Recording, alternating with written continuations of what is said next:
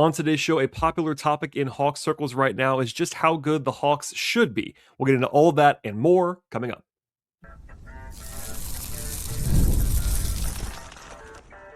You are Locked On Hawks, your daily Atlanta Hawks podcast.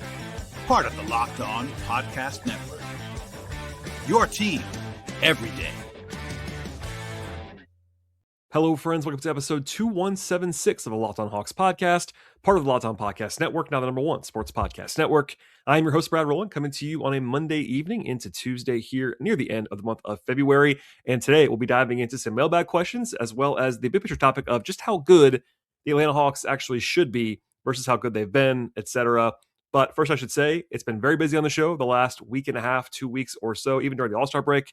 Very busy. We had a new show from Sunday, breaking down a comeback home win over the Nets for the Hawks that was controversial in some respects, but certainly was a win in the end. And today, again, a mini mailbag of sorts, questions from listeners, and also looking ahead later on in the podcast to a 2-game set against the Washington Wizards that begins on Tuesday, and the potential debut of Jonathan Kuminga, who was upgraded on the injury report earlier today.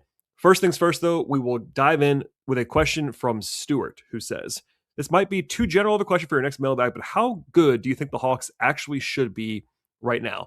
It feels so desperate and frustrating at this point. So, great question here from Stuart. I thought, in part because of kind of how it should calibrate expectations around the Hawks right now. I mentioned on the show on Sunday that it's been kind of a weird season. That's not breaking news, but it's been like kind of a season that needs a lot of context to talk about, which I don't like take any joy in or anything. I know I like context a lot, but it's not easy to talk about this season for Atlanta.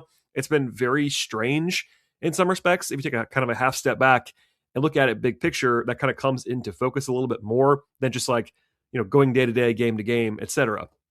For example, if you go back to the way the roster was kind of built, back to training camp in September, October, it heavily featured Trae Young and Kristaps Porzingis as building blocks for the offense. I would say coming into the year, the three offensive pillars of this team were supposed to be Young, Porzingis, and Jalen Johnson. One of those guys is still available and is having an all-star season and all that, but those two guys, Young and Porzingis, were a big part of the Hawks being projected to win like in the high 40s in games this year in the betting markets, etc. They ended up playing 27 games combined this season for the Hawks and 51 minutes together in total. That's crazy. Even if you factored in KP's, lack of durability, that was always a question over the summer, etc. Even if you factored all that in and we're very pessimistic about it, the fact that Trae and Porzingis played 51 minutes together is actually kind of crazy. And it's only one aspect, but I think it's fair to say that the situation around the Hawks has drastically changed over the last 4 months. And part of that is injury, part of that is illness for Porzingis. Both guys are now gone, of course, via trade, and KP just couldn't ever play. That's not as surprising, even if it's kind of frustrating for the Hawks. But Trae Young had been really durable in his career. He had his longest injury of his career with the knee. Missed 22 games in a row, and the Hawks had to kind of reorient their team around that and ended up trading him as a result. So we don't have to litigate all of what happened there and how it was handled, whether it was the right idea to trade, to kind of build around those guys. All that said, that's not really the point of this conversation. What's worth remembering, though, is how much has changed from the quote-unquote plan dating back to training camp and all of that, including a complete transformation of what the offense was going to be. Because while Jalen had a great season last year, breakout campaign, I think if you polled people around the league, people would have said the top two offensive players for the Hawks would have been Trae and KP, and they're both gone. So that's very interesting. With that out of the way, I think the way to answer this question the best that I can about how good the Hawks actually are right now and how good they should be is a combination of how they've played in the relevant sample that we've seen so far, and also looking at the roster as it stands. So I've been using January 11th as kind of the starting point for the sample size of like what the team currently is for one reason and one reason only. That's when McCollum and Kispert started playing, which means Trae was not on the team anymore. And that also means that that's 0 minutes of Porzingis. So it's the closest thing that we have to what the current Hawks roster is. It's 19 games. That's about a quarter of the season. I'm not trying to tell you this is absolute gospel. It's not, but it's a decent size sample. And there's some injuries in and out of that sample size, like there always would be around the team. But a big domino that has to be separate, at least for now, in particular, is that, Kuminga hasn't played yet. That'll be coming up in a second. But Kuminga hasn't played yet. He will, maybe even as soon as Tuesday, but for now, he hasn't played. So it's like more of a question that's unanswerable at this point in time. But anyway, they're 9-10 in the 19 games that they played with, I should say with, since McCollum and Kispert debuted. The point differential is a little bit worse than that, actually. It's like a -3 net rating or so, but with some grace, they're 9-10. They're 25th, according to Cleaning the Glass, in offensive rating. That strips out garbage time. It's a pretty reliable indicator. They're 17th in defensive rating. So basically like a league average-ish defense and a pretty bad offense over, again, like a quarter of the season. Not gospel, but that's a decent size sample size. On offense, they've been great taking care of the ball and avoiding turnovers. That's been their primary appeal in the last 19 games. But basically, they're really low in getting to the line, offensive rebounding, and they are quite literally dead last in finishing at the rim over that sample, and they're 29th in the league in 2-point shooting overall. That includes rim finishing, floaters, long twos, all of that. 29th in the league. This is not new if you followed along. Other than Jalen, they only have a couple of guys who can get downhill really at all. And even guys like Nikhil and Dyson who can do that, they're not dominant in finishing at the rim when they get there. Okongwu has always had really good finishing numbers, but he's not like a dominant finisher. He's more of a craft finisher around the rim most of the time. I think it's been probably a little bit outlier bad due to some variance. I don't think if you simulated the season all the way through that it would stay this bad.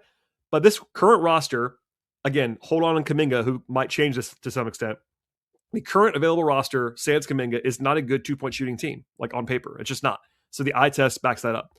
Defensively, they've been solid, but not spectacular across the board. Their best trait for the last 2 seasons has been their turnover creation on defense, but that's come back to earth a little bit recently.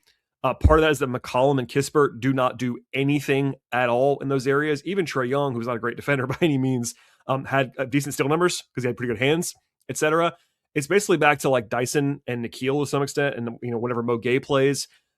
Otherwise, not a whole lot of havoc creation. And look, it's actually funny because contrary to popular belief, the Hawks have actually been pretty good, like top 10 in the league good in opponent rim accuracy. So it's not really been the problem that they are too small around the rim, all these things that I always hear, but they're giving up too many shots at the rim. That's fair, but they've contested them just fine. It's really been, they haven't done anything else to kind of like, rebounding, free throw prevention, all of those things. So that's kind of the lay of the land very broadly as to how they've actually been playing. Now, how good should they be is an interesting question. I think it's kind of instructive to kind of take a step back and look at what the actual roster is. Like forest through the trees stuff. They have a top 30 player in Jalen Johnson, having a great season, no question about that. They have 2 more guys in Dyson and Nikhil that, if you look around the league right now, like they're pretty universally ranked as like top 100 players, at least, if not like top 80 players. I do realize there is a group that thinks Dyson stinks now because he can't shoot. That's very silly to me. The shooting is a question and it's a problem. I will grant you that for sure.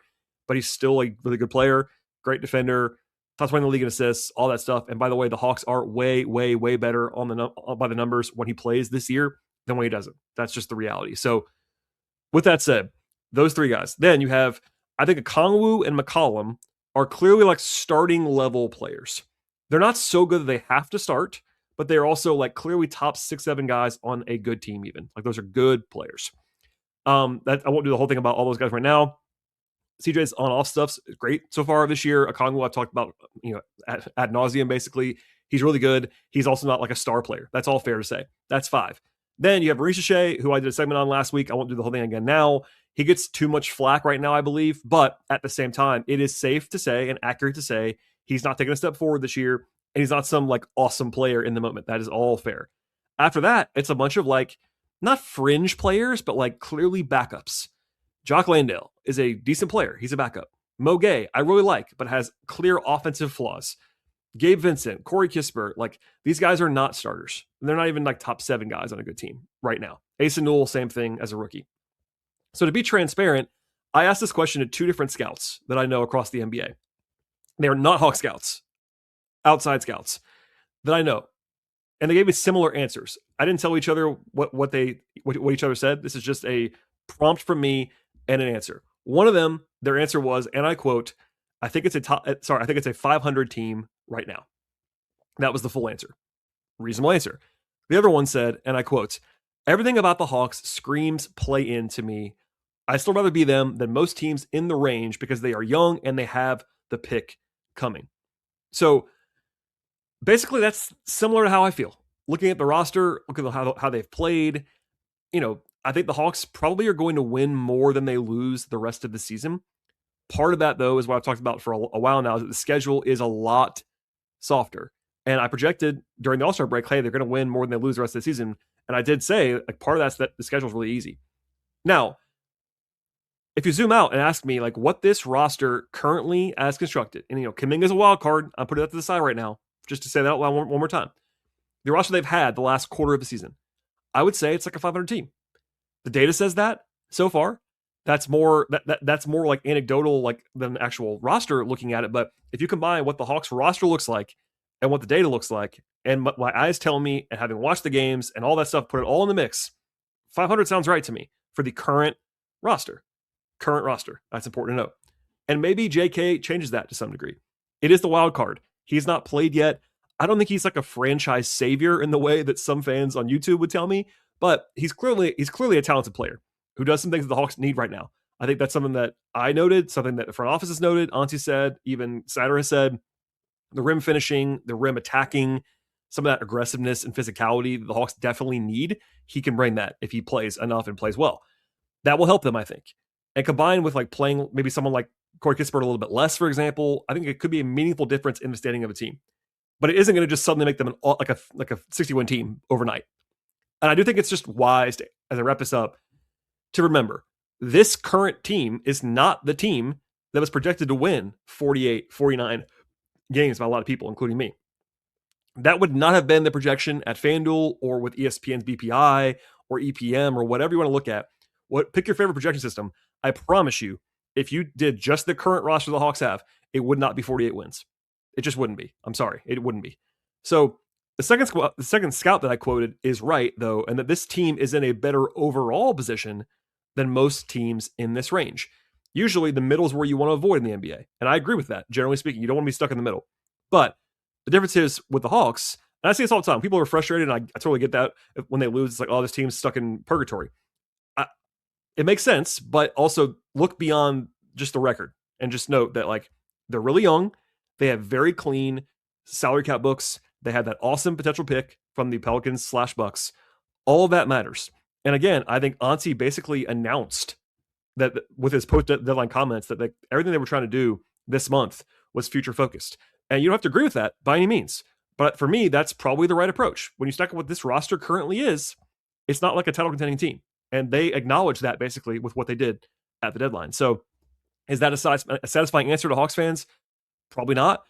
And I'm not telling you to be happy about any of this, but I think it's just kind of worth remembering as a overall standpoint what the current roster actually is. And, that doesn't wave things away. Like, there's still, like, I said all this just now. I would also note that the first 40 minutes on Sunday against Brooklyn were not satisfactory. Like, both can be true. This can be a team that's not particularly awesome, and they still shouldn't be playing down and being down 11 with 8 minutes to go to Brooklyn. So they've underachieved at times this year. I'm not waving that away at all. But I think it's also key to note, like, the roster, so much has changed, like, in a short period of time, that they're not the bones of the team right now for 2025-26 season that we're in are not 55-win team. They're just not. And that's important context, I think, if you are watching this team day in, day out, and kind of living and dying with all that stuff. And by the way, I appreciate the question from Stuart. It's a good one. And a lot of people are talking about this topic, I think, in my opinion. So there you go on that. Okay. In a second, I have more questions to answer when it comes to, for instance, the draft, whether the Hawks should lose some more, et cetera, et cetera. I have interesting questions coming up in a second. First, though, we're my partners on the show. Have you ever wanted to experience the NBA Finals live and in person? FanDuel's giving you the chance to do that and make the dream a reality right now with their NBA sweepstakes. Here's how it works. Use a private boost on any NBA future, and you'll be automatically entered for a shot to win a trip for two to the NBA Finals. That's right, flights, tickets, the entire experience. If you're already looking at the board this year, trying to decide which team to actually make a run to the Finals, this is the perfect time right now to lock it in. If futures are already great, whether it's picking a team to win the conference title or win the championship, it adds an extra layer of excitement to every single game down the stretch. And now, not only can your future bets win, they can also send you to the NBA Finals. Plus, there's still a full slate of offerings on other sports at FanDuel when it comes to college hoops, baseball, football, hockey, golf, tennis. They have soccer, auto racing, boxing, MMA, and so much more. And they also have every kind of angle of wager at FanDuel as well. point spreads, over-unders, money lines, player props, game props. They have live betting, same-game parlays, and so much more. And the place to go right now is FanDuel.com to get started. And use your profit boost on any NBA future and get entered for a chance to win a trip to the NBA Finals. Play your game with FanDuel, the official sports betting partner of the NBA. Thank you for joining us today on the podcast and making Locked On Hawks your first listen each and every day. If you ever want to go ad-free or get some more perks, you can join the Everydayer Club right now. And the place to go to do that is lockedonhawks.supercast.com. All right, more questions, and they come from Sandman, who says, sorry, I have multiple questions, but they're all related. Isn't it better for the Hawks to lose to the Nets and Wizards for the draft pick? Where do you think the Pelicans will land at the end of the season? And what is the cutoff for the pick where you'd feel good about getting a big-time prospect as the Hawks? Well, Sandman, it's your lucky day. I'm going to answer all three of these questions in relatively quick succession. Also, before I do, I should say the mailbag is actually just always open. I won't always answer every question on the podcast. I try to write everybody back when they ask me stuff. But in general, questions can be sent via different platforms. So on Twitter to either Locked On Hawks or to @BT Rowland, which is my personal account, on Blue Sky as well. Also, send emails if you want to lockedonhawks@gmail.com. And then I will also take some occasionally from Patreon. It's patreon.com/BT Rowland. All right, in the questions that Sandman asked, I'll answer them in order. The first one, as a refresher, was about whether it's better for the Hawks to lose to the Nets and Wizards for draft purposes. I think I said this, but it might have been on Twitter instead of the podcast. From a draft-only standpoint, one more time, from a draft-only standpoint, it would have actually been better for the Hawks to lose to the Nets. And the same goes for the Wizards games on Tuesday and Thursday. The reason for that is that it would help the Pelicans basically in the race at the bottom for ping pong balls. But to be very, very clear, we do not live in a draft-only world. I understand that there are some fans, I think it's still a pretty small percentage, but I see it and I actually do understand what they're saying, that people are writing the season off and be like, hey, draft's the only thing that matters, etc. Now, I would say the future matters more than the present, as I've said many times in the last couple of weeks and months. But the Hawks have no incentive to lose. They don't have their pick. They want to make the playoffs. Like, obviously, I was probably one of the harsher critics of the original DeJounte Murray trade. Part of the reason why was that they were giving up a lot. It was risking a lot, and it didn't work at all. And as such, this year they owe their pick to San Antonio. At least in a swap. Next year, they owe their pick to San Antonio. And the Hawks did a good job pivoting out of the Murray thing after they did it, getting Dyson and the picks back from the Pelicans, all that stuff. But the original deal is still biting them right now. And if you are one of the fans that want the Hawks to rebuild, they are kind of retooling anyway. But one reason it never made sense to lean hard into the rebuild, they know their picks until 2028. So that's part of this. So that one is really simple. Again, maybe it would help with some coping if the Hawks lost to the Wizards Tuesday or Thursday to say, hey, a small win there is that the Pelicans could be benefited by way of the Hawks in the draft. But most fans want them to win games. I know the Hawks want to win games. Front office, coaching staff, even if the front office wants to take a long-term view, and they do, they still want to win right now. They still want to make the playoffs. You know, all that stuff matters. So yes, I get the thought and the question, but I can tell you with certainty they would have rather won that game on Sunday, and the same will be the case on Tuesday and on Thursday against Washington. Second question on the Pelicans and where they might land at the end of the year. I've done like periodic check-ins on the Pelicans on this podcast. It's worth noting the Bucks are still part of this too. I think Milwaukee is still pretty likely to miss the playoffs overall, but they already are. They're not really in the full-on tank race. They're not trying to tank number one. Giannis might come back, for example. Some of the more super high upside scenarios are a little bit less likely now, but they still matter, to be very clear, and the Hawks get the better of the Pelicans and the Bucks at the end of the lottery. But anyway, back to New Orleans. Unfortunately for the Hawks, the Pelicans have no reason to try to lose. So they are trying to win in a way that teams like the Wizards and the Nets and the Jazz and the Pacers are not trying to win. And that does matter. I talked about this a lot, honestly, early in the season. There's a big reason why it was so important for New Orleans to lose a lot of games early, and they did, which helped the Hawks. But because it was like, hey, at the end, there'll be some wins that they can get because they'll be trying. And they are trying. We see that recently. They beat the who did they beat the other night? They beat who did they beat the other night? They beat the Sixers by 15 points. So they're gonna try, and that's frustrating for Hawks fans. I still root against them every game if I was the Hawks and I was Hawks fans, but they're gonna try to win. So to answer the question, ESPN's BPI has the Pelicans projected to finish with the sixth worst record, ahead of the Kings, Wizards, Nets, Pacers, and Jazz. Personally, that's my guess as well, would be sixth entering the lottery. Right now, they're tied for fourth, but they're tied with the Wizards. And I am pretty confident the Wizards will lose more than the Pelicans the rest of the year. Washington is trying to tank. They have a worse available roster right now, all that stuff. I guess maybe in a fantasy world where Trey and AD play or something, but I think that if you made me guess, New Orleans has more wins than Washington. The real question is the Utah Jazz. Utah has 2 more wins than New Orleans as of Monday evening. And that's a meaningful gap with like 24 games left in the season. But the Jazz have incentive to tank in the way that the Pelicans don't. And that's not a huge gap. So it's going to come down to, my guess is New Orleans is either 5 or 6 in the lottery pecking order. Hawks would be wanting them to finish 5th or higher. We'll see. And we'll get into all those scenarios later on. That's just the answer to the question. The third question is from Sandman about the cutoff for the pick where I feel good about getting a big time prospect as the Hawks. Is a good one, I have to say. And all caveats apply.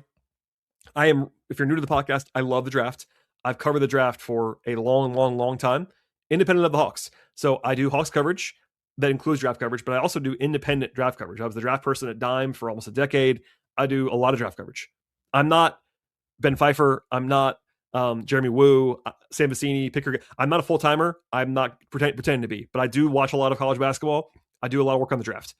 All that said, I need a little bit more time. Like I will be changing my opinions on guys for at least another month and a half, 2 months. So I'm not saying any of this is firm, but right now, I personally have 5 that I feel really, really good about.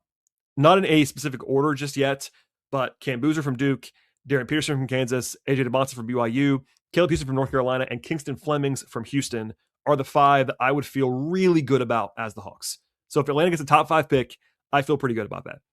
Now, the question is, if anybody else can get in that group for me and have me feel that way about them over the next 2 months, basically. I think Keaton Wagler from Illinois has the best chance to have that feeling for me by the end. He has been awesome, but he also came out of nowhere. It's been kind of a weird ascending for him, which I'm not against. Just like he wasn't on my radar 2 months ago. He just wasn't for this pick. The other guy I would say is Michael Brown Jr. from Louisville. He's a candidate for it. I'm not saying it's only those 2 guys, but they would be the next 2 for me in some order. So I would say for me, the short answer, and this is intentionally short, I'll have draft experts on the podcast from now until the end of time, basically. But for me, it's 5 that I feel good about. It might go to 6, maybe 7, maybe even 8 by the end. But I will be covering all of this, I promise you, in the coming days, and stay tuned for all of that. Okay, in a second, I will preview Hawks Wizards, and it's 2 games in 3 days between the Hawks and the Wizards, and it's coming up in just one moment. Workplace chaos, deadline stacking up, inbox overflowing, and the one position you actually have to fill is still sitting open. When the pressure is on you to write hire, this is a job for sponsored jobs. Indeed, sponsored jobs help you reach 5 people who actually fit what you're looking for when it comes to skills, experience, location, etc. So you're not just hoping the right person finds your post by accident. And here's the stat that says it all. In the minute that I've been talking to you, companies like yours made 27 hires on Indeed, according to Indeed data worldwide. So if you're hiring, don't waste time searching, and actually use your time interviewing candidates. Check all the boxes with Indeed sponsored jobs. That brings less stress, less time spent, and crucially, more results. When you need the right person to cut through the chaos, this is the job for Indeed sponsored jobs. And listeners to the show will get a $75 sponsored job credit that'll help you get your job the premium status it deserves at Indeed.com/podcast. Just go to Indeed.com/podcast right now and support our show by saying that you heard about Indeed on this podcast. Indeed.com/podcast. Terms and apply. Need to hire? This is the job for Indeed sponsored jobs. All right, and I will always do game previews on the show, but when an opponent comes in for 2 games in 3 days, it kind of necessitates more of a look at what's going to happen because it covers 2 games. So 2 games the next 3 days, Tuesday and Thursday, Hawks Wizards, both in Atlanta, and that will be the end of the season series with the Wizards and the Hawks. So far, it's 1-1, which is not what you want if you're the Hawks. Probably the worst loss of the season for the Hawks happened on November 25th. They lost by 19 points on the road in DC. No Trae Young in that game, but they had 7 of their top 8 guys available, including Porzingis and everybody else. Jalen, Nikhil, Dyson, they were all playing, and the Hawks allowed 45 points in the first quarter to the Wizards. It was calamitous. It was really bad. I ripped them for it. It was terrible. It was a long time ago, but bad memories, obviously, for the Hawks. As far as Washington's concerned, they are the 5th worst team in the league, as I referenced earlier, but they have the 2nd worst net rating in the league, ahead of only the Kings, and the Kings have lost 16 games in a row right now, which is pretty wild. But Washington has actually won 2 of the last 3 games. They beat the Pacers twice at home last week. Of course, Indiana is also tanking, so I'm not really sure what that means necessarily. They are 2-1 in the last 3 games. Zooming out a little bit, the Pelicans are bad. We can be honest about that. The 2 best players on the team are guys they just traded for, and that's Trae Young, Anthony Davis. Those guys are out right now. The next guy on the pecking order is number 2 overall pick from 2 years ago, Alex Sarr, who hasn't played in like 2+ weeks and is going to be out for the game on Tuesday. So top 3 players for Washington, all out. After that, they've been doing something that's pretty popular in the tanking game recently, and that they're sitting some of their most interesting and intriguing, talented remaining players and having them play like 20 minutes a game. Rather than just sitting them outright and getting fined, they're pulling guys or limiting guys. So, for example, Keyshawn George, I think, is the best player the Wizards have right now that's actually healthy. He's played in the last 7 games, 18 minutes, 19 minutes, then 24, 19, 18, 26, and 19. That's not what he should be playing. If they're trying to win, he'd be playing 30+ minutes, flat out. So that's clear tanking behavior. Obviously, just to say this out loud, players are always trying to win when they're on the court. Tanking is not a player thing. Tanking is an organization, coaching, front office thing. Players are trying. That's what it is. But worth noting. Same for Trey Johnson, who's the lottery pick from last year. He's played fewer than 20 minutes in 5 straight games. Trey Johnson is a rookie. Rookies aren't good, and they're still sitting him, which tells you all you need to know, basically, about that. I'll stop. But let's just say the Wizards have a lot of incentive to tank. They owe a top 8 protected pick this season. So basically, Utah and Washington are the 2 teams that have a protected pick reason to tank, and they're both clean. They're both going to be doing that right now. At least all kinds of conversations about this that I'm not going to wade into right now on a Hawks podcast in February. But it's the buzz of the league right now. It just is.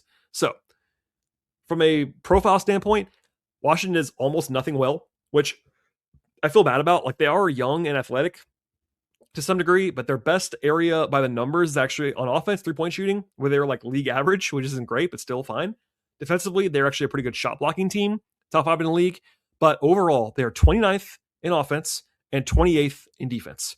That tells the story. This is a bad basketball team, no matter how you slice it. So there's that. On the injury front is the big news for the Hawks today on Monday. Jonathan Kuminga has been upgraded to questionable. That is not like a shock by any means, but it actually is a little bit earlier. They offered that reevaluation timeline last Wednesday, and it was approximately 1 week. I always say this, but approximately is approximately. It does not mean exactly on the day, and this time is a little bit early. Now, he's not guaranteed to play on Tuesday by any means, but from what I am hearing, it's on the probable side of questionable. Probable side of questionable. I think he's going to play. If I had to guess, I think he'll play. But I'm not guaranteeing that by any means. He's listed as questionable for a reason. Obviously, I've talked about Kuminga a lot on the show the last couple of weeks. There's plenty of content to listen to and watch from that. I'm not going to relitigate all that now. But as I said earlier on this show, he does bring elements that the Hawks could certainly use. I'm sure he'll be limited minutes-wise. He's just missed a month with a knee injury. For anybody coming off a knee injury like that, he's going to have he'll have a minutes count. I am 100% confident, basically. In his first game, he won't be like 35 minutes out of the game. That's not going to happen. But what role will he be in? Who won't play? To have him play? Like, will they be cutting minutes for Corey Kispert? Will they be cutting minutes for Mo Gay? Like, Ricochet, will Jalen play a little bit less? Because Jalen's been playing probably too much, like 38 minutes a game at times. That's a little bit too much. So I'm confident Kuminga will play. I don't know how much. I don't know who it's going to come from. That'll be all interesting to watch. And I will go ahead and preach this now and say it again tomorrow after the show on Tuesday. I would not overreact to game 1 in any direction. He could be awesome. That'd be great. He could be terrible. That would not be great, but I wouldn't overreact to it minutes wise, all that stuff. It's his first time playing with the team. And, it is what it is. On the Wizards side, guys that are out, no surprises really, but Trae Young, Anthony Davis, Alex Sarr, D'Angelo Russell, and Cam Whitmore are all out. They have Champagnie and Vucevic as questionable, 2 of their better, like more veteran guys. They're not great players, but they're certainly playable players. And I heard today the plan is for Trae to travel to Atlanta. If he does, as expected, he'll get a tribute video almost certainly.